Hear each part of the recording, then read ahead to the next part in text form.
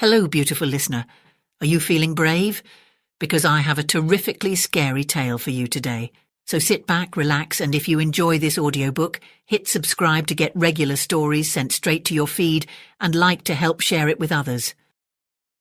The Beast in the Cave by H.P. Lovecraft.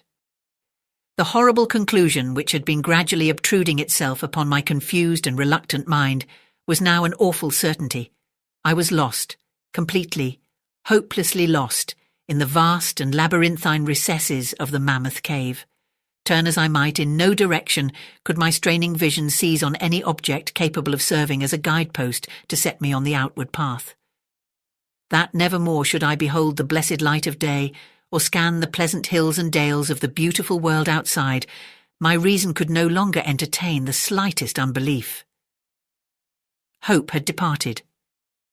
Yet, indoctrinated as I was by a life of philosophical study, I derived no small measure of satisfaction from my unimpassioned demeanour, for although I had frequently read of the wild frenzies into which were thrown the victims of similar situations, I experienced none of these, but stood quiet as soon as I clearly realised the loss of my bearings.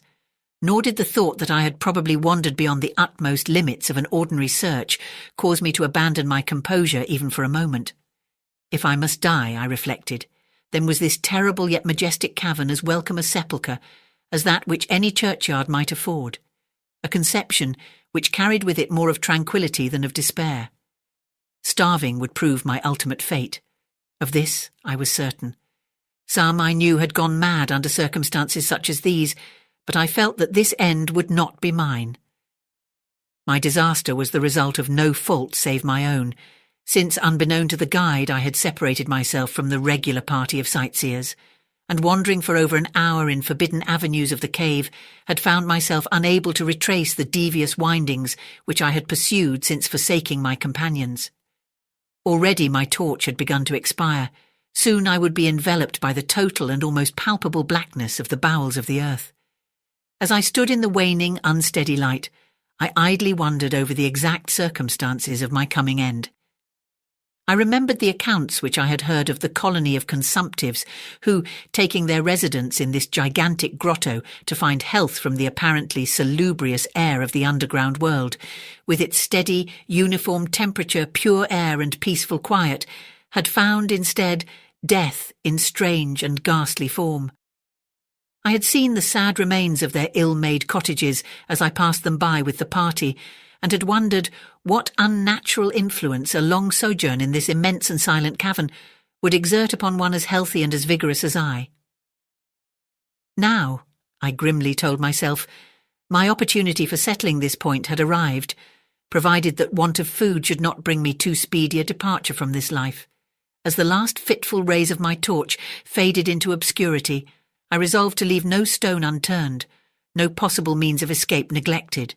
So summoning all the powers possessed by my lungs, I set up a series of loud shoutings, in the vain hope of attracting the attention of the guide by my clamour. Yet, as I called, I believed in my heart that my cries were to no purpose, and that my voice, magnified and reflected by the numberless ramparts of the black maze about me, fell upon no ears save my own. All at once, however, my attention was fixed with a start as I fancied that I heard the sound of soft approaching steps on the rocky floor of the cavern. Was my deliverance about to be accomplished so soon? Had then all my horrible apprehensions been for naught, and was the guide, having marked my unwarranted absence from the party, following my course and seeking me out in this limestone labyrinth? Whilst these joyful queries arose in my brain, I was on the point of renewing my cries, in order that my discovery might come the sooner, when in an instant my delight was turned to horror as I listened, for my ever-acute ear, now sharpened in even greater degree by the complete silence of the cave, bore to my benumbed understanding the unexpected and dreadful knowledge that these footfalls were not like those of any mortal man. In the unearthly stillness of this subterranean region, the tread of the booted guide would have sounded like a series of sharp and incisive blows. These impacts were soft and stealthy, as of the padded paws of some feline. Besides, at times, when I listened carefully, I seemed to trace the falls of 4 instead of 2 feet. I was now convinced that I had by my cries aroused and attracted some wild beast, perhaps a mountain lion which had accidentally strayed within the cave, Perhaps, I considered, the Almighty had chosen for me a swifter and more merciful death than that of hunger. Yet the instinct of self-preservation, never wholly dormant, was stirred in my breast, and though escape from the oncoming peril might but spare me for a sterner and more lingering end, I determined nevertheless to part with my life at as high a price as I could command. Strange as it may seem, my mind conceived of no intent on the part of the visitor save that of hostility. Accordingly, I became very quiet, in the hope that the unknown beast would, in the absence of a guiding sound, lose its direction as had I, and thus pass me by. But this hope was not destined for realization, for the strange footfalls steadily advanced, the animal evidently having obtained my scent, which in an atmosphere so absolutely free from all distracting influences, as is that of the cave, could doubtless be followed at great distance. Seeing therefore that I must be armed for defence against an uncanny and unseen attack in the dark, I grouped about me the largest of the fragments of rock which were strewn upon all parts of the floor of the cavern in the vicinity, and grasping one in each hand for immediate use, awaited with resignation the inevitable result. Meanwhile the hideous pattering of the paws drew near. Certainly the conduct of the creature was exceedingly strange. Most of the time the tread seemed to be that of a quadruped, walking with a singular lack of unison betwixt hind and fore feet, yet at brief and infrequent intervals I fancied that but 2 feet were engaged in the process of locomotion. I wondered what species of animal was to confront me. It must, I thought, be some unfortunate beast who had paid for its curiosity to investigate one of the entrances of the fearful grotto, with a lifelong confinement in its interminable recesses. It doubtless obtained as food the eyeless fish, bats, and rats of the cave, as well as some of the ordinary fish that are wafted in at every freshet of Green River, which communicates in some occult manner with the waters of the cave. I occupied my terrible vigil with grotesque conjectures of what alterations cave life might have wrought in the physical structure of the beast, remembering the awful appearances ascribed by local tradition to the consumptives who had died after long residence in the cavern. Then I remembered with a start that, even should I succeed in killing my antagonist, I should never behold its form, as my torch had long since been extinct, and I was entirely unprovided with matches. The tension on my brain now became frightful. My disordered fancy conjured up hideous and fearsome shapes from the sinister darkness that surrounded me and that actually seemed to press upon my body. Nearer, nearer, the dreadful footfalls approached. It seemed that I must give vent to a piercing scream, yet had I been sufficiently irresolute to attempt such a thing, my voice could scarce have responded. I was petrified, rooted to the spot. I doubted if my right arm would allow me to hurl its missile at the oncoming thing when the crucial moment should arrive. Now the steady pat, pat of the steps was close at hand, now very close. I could hear the laboured breathing of the animal, and terror-struck as I was, I realised that it must have come from a considerable distance and was correspondingly fatigued. Suddenly the spell broke.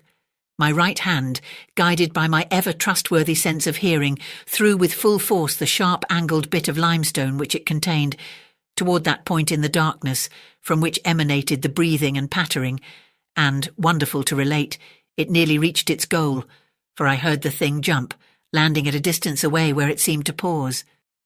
Having readjusted my aim, I discharged my second missile, this time most effectively, for with a flood of joy I listened as the creature fell in what sounded like a complete collapse, and evidently remained prone and unmoving.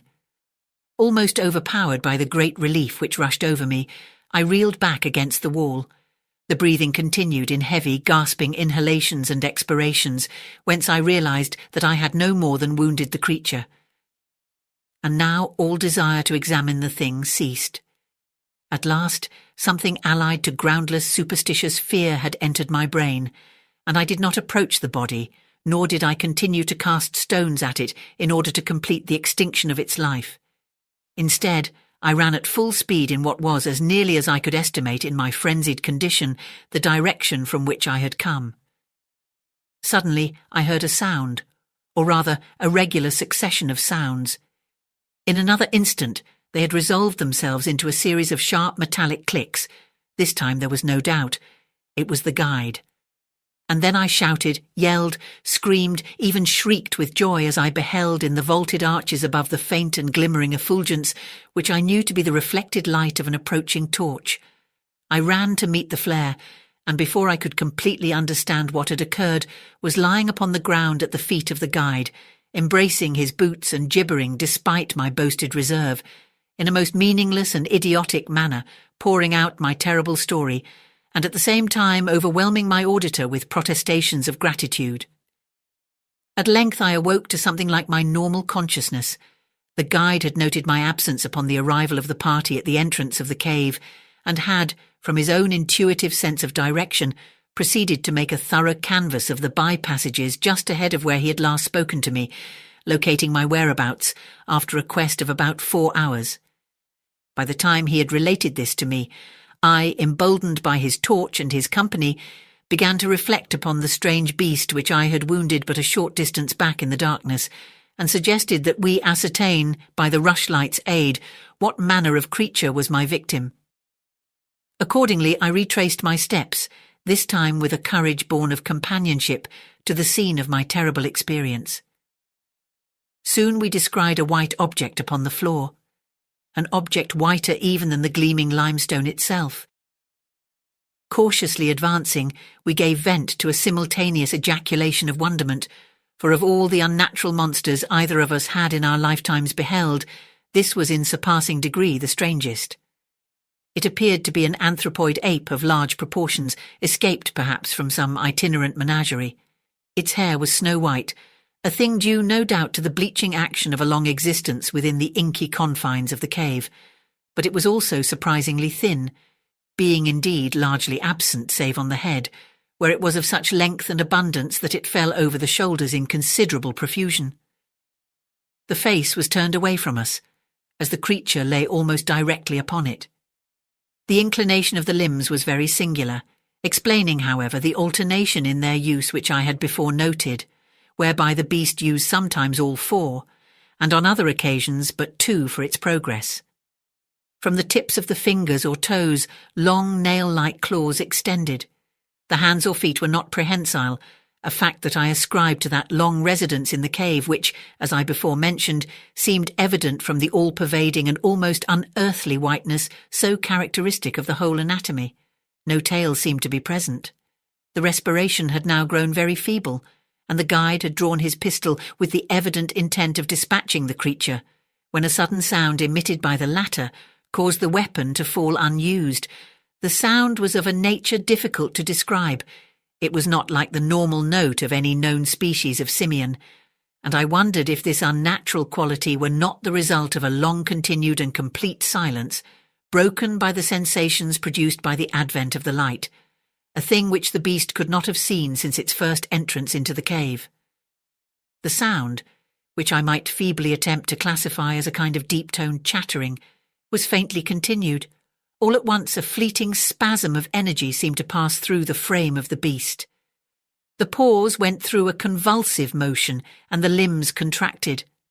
With a jerk, the white body rolled over so that its face was turned in our direction. For a moment I was so struck with horror at the eyes thus revealed that I noted nothing else. They were black, those eyes, deep, jetty black, in hideous contrast to the snow-white hair and flesh. Like those of other cave denizens, they were deeply sunken in their orbits and were entirely destitute of iris. As I looked more closely, I saw that they were set in a face less prognathos than that of the average ape, and infinitely more hairy. The nose was quite distinct. As we gazed upon the uncanny sight presented to our vision, the thick lips opened, and several sounds issued from them, after which the thing relaxed in death. The guide clutched my coat sleeve and trembled so violently that the light shook fitfully, casting weird, moving shadows on the walls about us. I made no motion, but stood rigidly still, my horrified eyes fixed upon the floor ahead. Then fear left, and wonder, awe, compassion, and reverence succeeded in its place. For the sounds uttered by the stricken figure that lay stretched out on the limestone had told us the awesome truth. The creature I had killed, the strange beast of the unfathomed cave, was, or had at one time been, a man. Thank you for listening. I hope you enjoyed the story, and if you did, please like, subscribe or comment to share this video with others. I hope you have sweet dreams, and don't forget to come back soon for another terrific tale.